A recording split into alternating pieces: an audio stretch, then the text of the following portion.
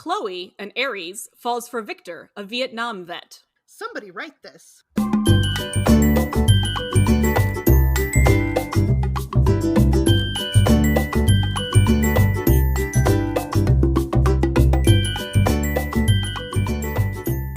Hi, and welcome to Somebody Write This, where we use a random plot generator to give us an idea, and then we brainstorm how that could be a thing somebody might want to write. I'm Hannah.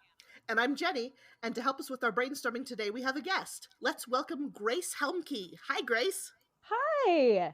I'm so happy to be here today. Thank you for having me on Somebody Write This. Absolutely. We are very excited to have you here. So we were talking a little bit before the show about where you've been these days with storytelling. You're a theater person. You watch a lot of movies and TV. Tell me a little bit what you said at the beginning about where kind of your thoughts are these days as far as storytelling.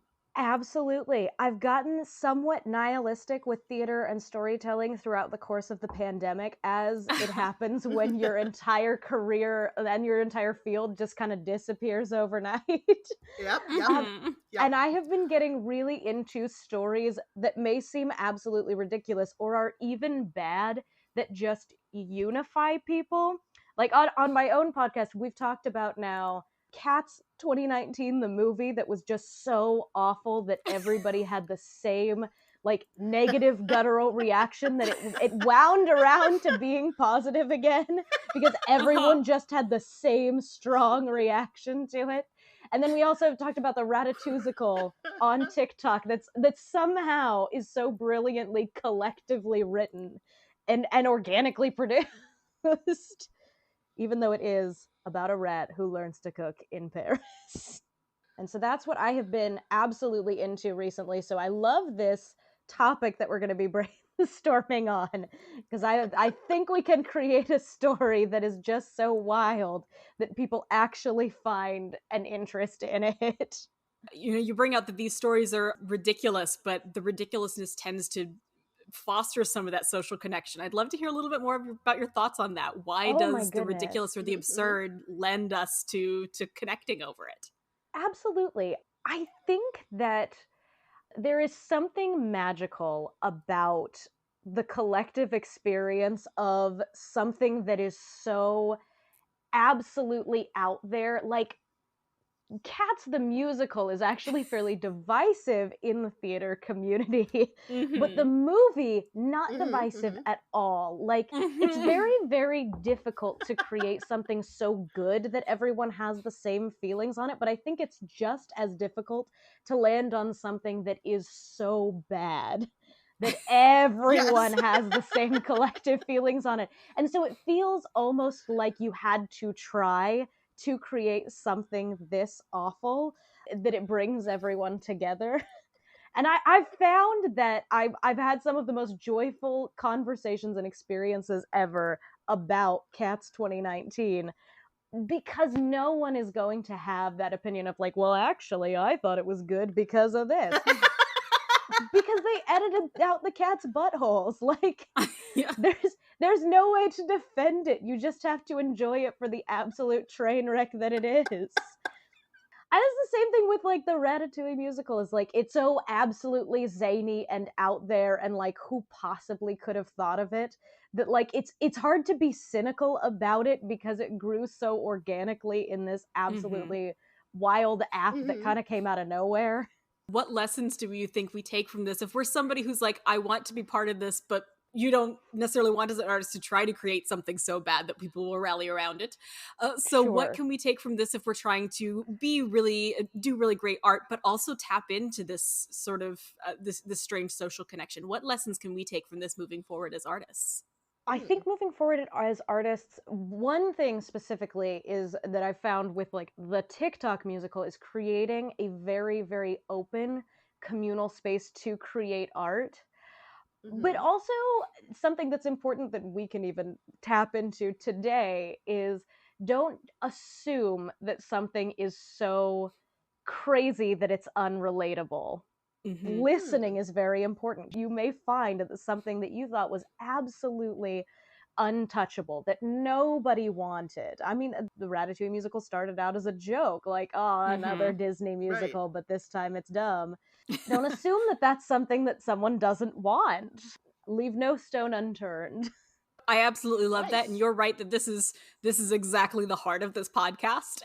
Is that my favorite thing is that we have these absolutely bizarre stories, and sometimes I leave this laughing and being like, that would be silly, and sometimes I leave thinking, actually, that was really moving. Like, should Like, we I would do watch it? that. One of my very favorites was a story that involved a rat detective on Mars, and it ended up Oh, being yes. this really God. thoughtful, dark story about humanity and our Yes.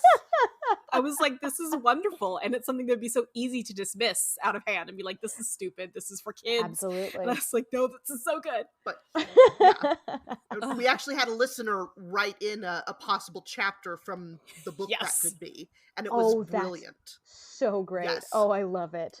I love it. Available on our blog. Yes. Somebody write this up, blogspot.com.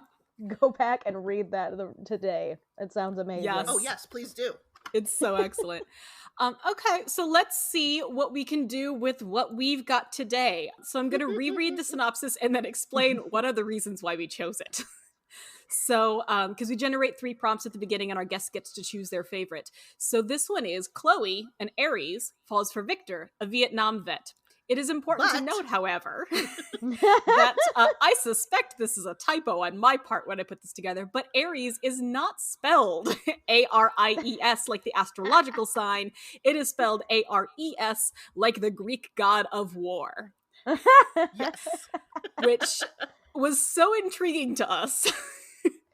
That this might be, Chloe might be a god of war falling for a Vietnam vet. Let's figure this out. What do we do with this? So many possibilities. Like, is she a god? Is she a worshiper of the god?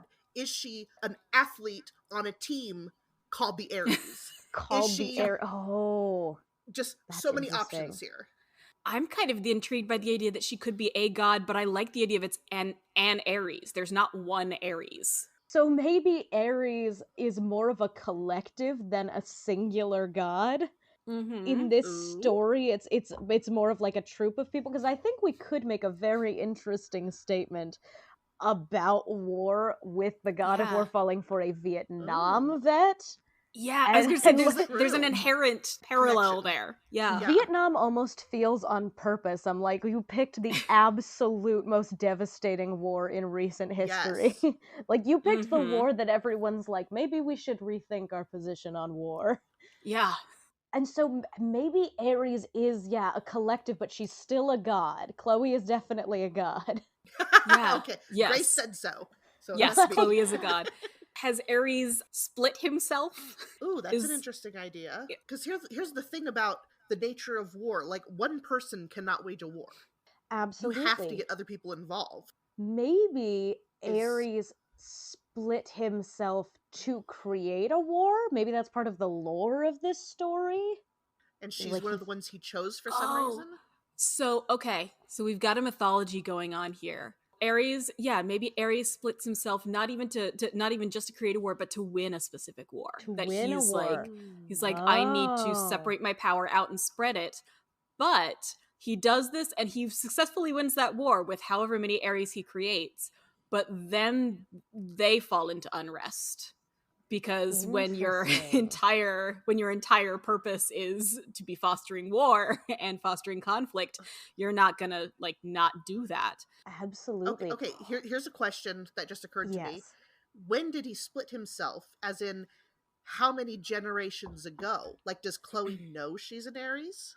This is a good question, and it begs the question, are we choosing an actual, real, tangible war? Which makes probably the most sense, since we're also talking about the Vietnam War. Are we talking about a tangible war that happened in real life in which Aries split himself? And we should probably pick one that had a clear winner. Vietnam is a little bit like, we all kind of walked away with some serious battle scars. And the US definitely lost, but I don't know if Vietnam won, if that makes sense.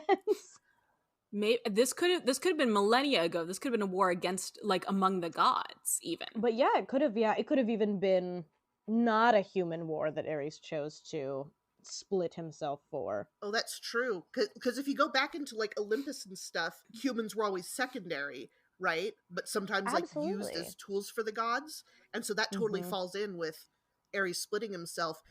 See, this is interesting me because would he be able to put himself back together? Like, what was worth that sacrifice for him? Ooh. Exactly. Is it a he can separate himself whenever he wants and then piece himself back together, or is it more of like a Voldemort splitting his soul kind of thing, where it's like you really can't fix that? That's a permanent division. Right. Yeah. And what kind of qualities or powers does that imbue upon his mini Aries, his mini me's, and their descendants, ostensibly. And maybe it's something where like he thought he could just split himself and put him back together, and then that starts splintering. But it didn't work. There starts to be some who start ignoring his calls to come back. Maybe Chloe is the rogue one.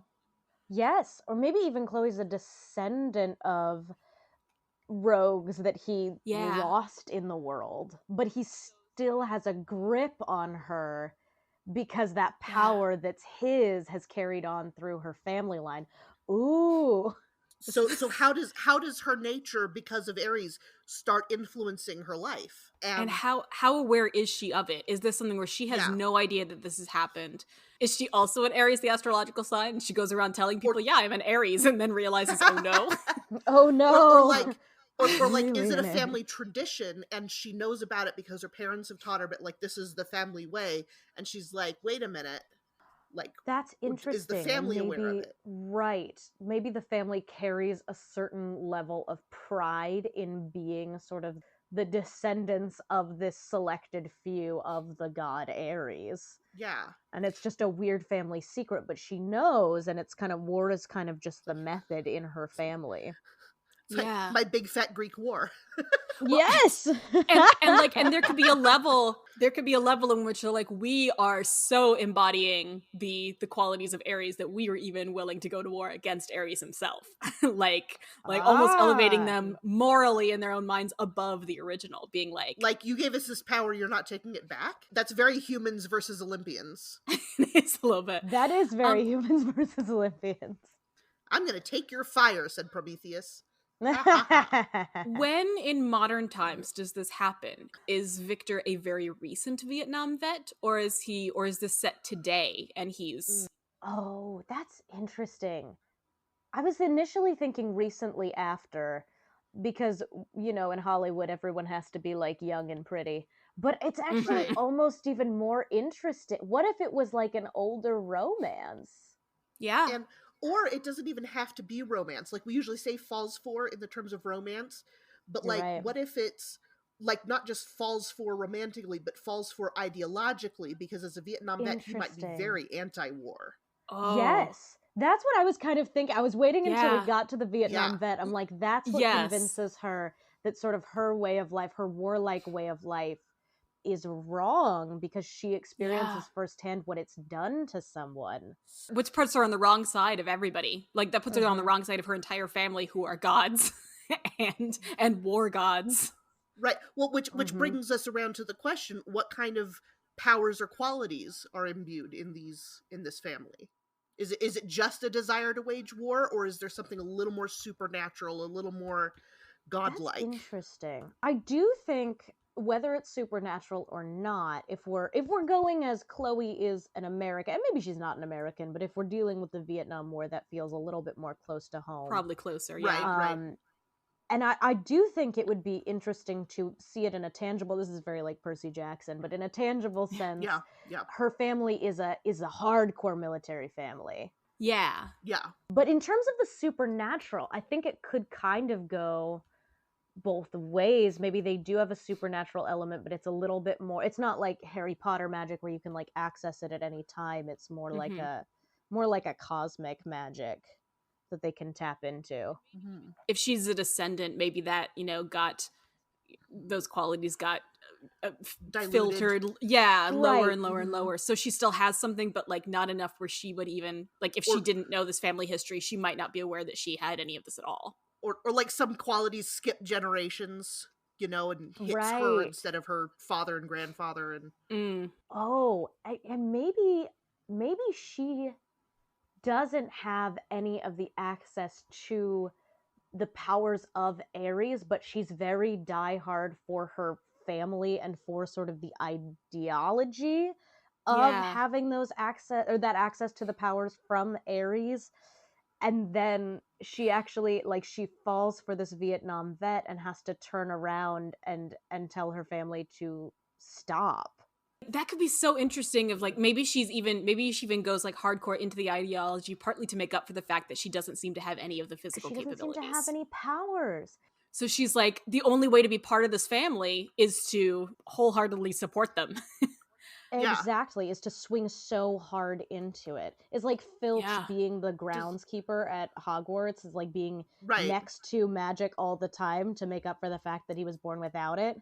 Did she try to get into the military and was unable for physical reasons of some kind? Oh my goodness. Yes, that's a great idea. She has some kind of physical ailment that would, either she got in for a little bit and she was honorably discharged. I know I have a friend who has like flat feet, who like was in the military for a while, but he had to be discharged because it was breaking his feet. And that could be, for someone who's so gung-ho and involved in the military, that could be devastating, even though it was technically honorable. Right, or she even got wounded. Yeah. Someone told her to stop. Yeah. Oh, I think, okay, so this is fascinating. I do have to pause this for a second to give us a title. Oh, yes. I will tell you right now, our title does not help us at all. Oh, no. So, our title is Angelo Manzoni, the practical problems.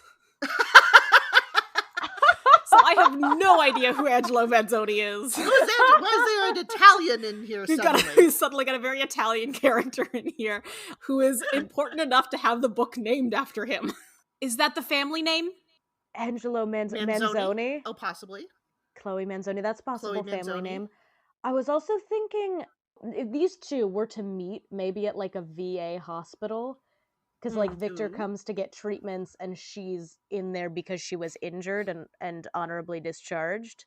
And then we could do it through a perspective, like Angelo Manzoni maybe as a doctor. I don't know if that's too removed though. That might be a little bit too far away, and it might distance us from like the emotional aspect of the story. Instead of it being a doctor, would it I think it might connect us a little bit more if it was the name of the hospital, maybe? Because then it could be a location-centric one, and it's told over the series of their meetings in the hospital. Yes. That's really interesting. What's the second part of the title again? I already forgot. The practical it's right problems. The practical problems. Yeah, so Angelo Manzoni Memorial Hospital, VA hospital, and so not only Chloe and Viktor would be the main interactions, but there are obviously other vets and soldiers there. Yes, I was gonna say, is it kosher in this program to almost create like a start to either a book series or a series of like vignettes, where like this is one of the vignettes that happens at Angelo Manzoni like community hospital, and like the practical problems of working at like a VA hospital. It doesn't even have to be a VA hospital. It could be a regular hospital. But this specific story is their interactions. I kind of dig that we have this. Well, because you start a medical drama story and you don't expect it to start off with the god of war. The god of war has split his soul. So like this mythological poor discharged vet who then questions her stance on war. Yeah, like a doctor character to observe the interactions between Chloe and Viktor and realize, we're dealing with somebody a little bit more than human. Absolutely. That should be so interesting. Right. And maybe we see him noticing like little things slightly awry. Like her family visits are a little odd, or like he notices that after like maybe she had a panic attack or an outburst of some kind, and like without touching it, a glass or a vase of flowers just like shatters, and he's like, how did that happen? Like little tiny clues like that. Or like this one nurse who's susceptible to it always comes up away from working with her just like angry at everybody and starting fights. And she's like, I don't know why I do this. It's just something about spreads Chloe. The spirit of Aries. Yes, she spreads the spirit of war and anger. Oh, that's interesting. Oh, this could be fun. Wait, and actually, what? Now, I don't know if this is going to work, but hear me out. What if the doctor is the Vietnam vet. Okay. Ooh. And he's having these observations. And I think probably in order to make it not vastly inappropriate, Falls 4 does have to be in a non-romantic sense. Right, yeah. But Yeah, I think so, developing that friendship still could be really valuable. And maybe Yeah. she doesn't know until much later in the story that he is a Vietnam vet. And so is Right. kind Yeah. of like resistant to any kind of treatment because she doesn't think he understands at all.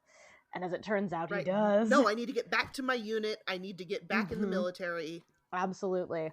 I absolutely Ooh. love that. I think that puts in a really interesting spin on it. Oh, I want to binge this right now. I do. And I Gosh. will read all the rest of the series, no matter where they're going, no matter Yes. who they focus on. This hospital sounds like a fascinating place.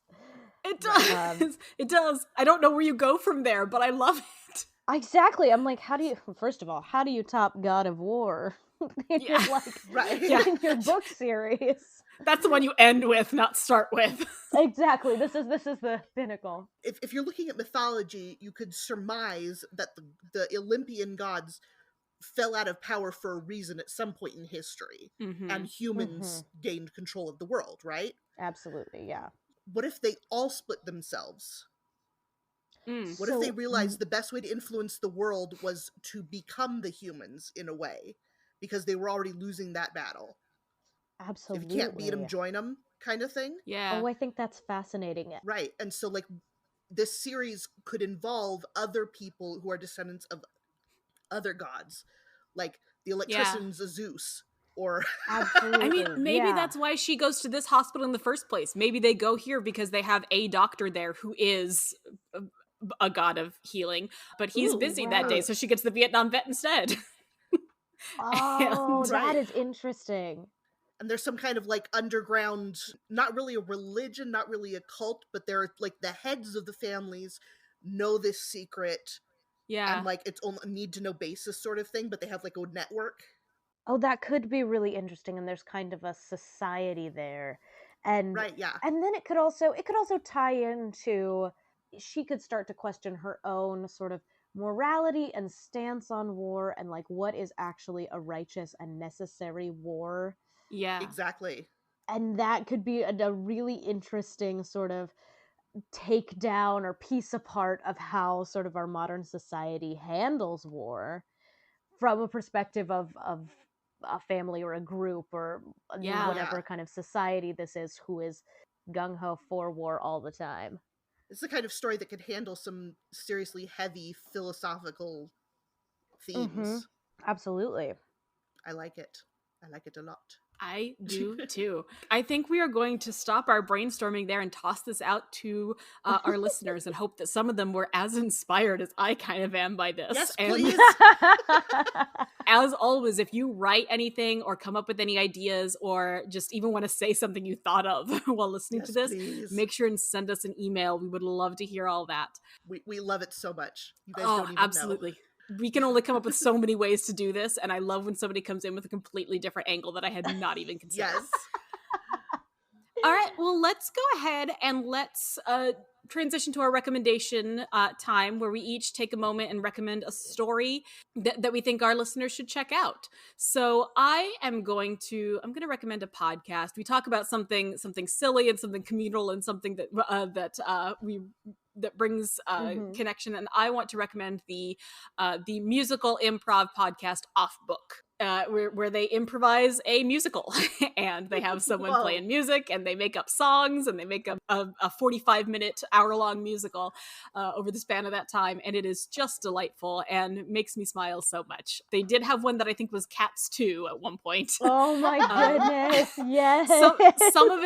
Some of it, last I knew, was behind the Stitcher Premium paywall, but their recent episodes are always available to listen to. So I definitely recommend checking out Off Book. They're so much fun and are inspirational the same way that this project is for me. All right, Jenny, what would you like to recommend? So I'm at my parents' house for a while, and one of the things that I've discovered is a whole bunch of my books that I had as a child. And this one that I forgot about, but remembered loving very much, and I need to read it again, like today. It's a Newbery Honor book. and it's called The Egypt Game by Zilpha Keatley Snyder. And it's about some children two friends who discovered they share a love of Egypt and Egyptian mythology and everything they're learning in school about it. And they start playing a game in a deserted storage yard that they call the Egypt Game, and they pretend to be Egyptians and pharaohs, and they build little temples and everything. But as the course, and several other friends join them, but over the course of their play, some strange things start to happening, and they start wondering, have we taken this game too far? And I just remember it being delightful and worth the read. All right, Grace, what would you like to recommend for our listeners? Today, I'm going to recommend something that I would have never chosen to look at myself, but my roommate and fellow podcaster made me watch it, and I'm glad she did. Tangled, the series on Disney Plus. Would have never looked at it. It was on Disney Junior. It was totally advertised for children. Would have never considered watching it, but the story is actually phenomenal. If you like Avatar: The Last Airbender, you'll like Tangled, the series. It has the same kind of journey arc. It gets wildly in depth with its characters, more so than any Disney movie ever. I was absolutely impressed. It takes a little while to get used to. It's 2-dimensional animation, so it gets a little while to get used to. But if you get used to it, you'll never be able to watch the original movie comfortably again. And the music, Alan Menken wrote all the music for the series, and it slaps. It's great. Wow. Yeah, it's really good. I highly recommend it. Yeah, I never would have checked that out on my own either, but now I might have to. All right, before we take off, Grace, go ahead and share with our listeners any projects of your own or social media, anything you'd like to share on where they can find you online. Absolutely. Y'all can probably the easiest place you can find me is going to be my podcast. I started fairly recently with my roommate and friend Carly. It's called So Here's the Thing with Grace and Carly. We drop a new episode on Spotify and everywhere else podcasts can be found on Sundays. And this week we are dropping a mini cast on why the Ratatouille is the best musical of all time. Excellent. Absolutely. And I'll make sure and put that info in the show description as well, so that folks who might be interested in more of your pop culture takes and pop culture opinions can check that out, because I think that'd be fantastic. Grace, thank you so much for joining us. This was we dug deep, and I love it. Thank you for having me. This was an absolute delight. This is the perfect brain game exercise to start a Saturday with. It's great. Yes, excellent. All right, folks, that is our podcast. And as a reminder, you can find us every other Thursday wherever you get your podcasts. Follow us on Twitter at WriteThisPod. And if you've been inspired by this episode and have questions or comments or a story or anything else, please email us at somebodywritethis@gmail.com. We'd love to hear from you. We'll be back with another episode in 2 weeks, and we'll see you then. And as they say, the eyes of the frogs do not prevent the cows drinking.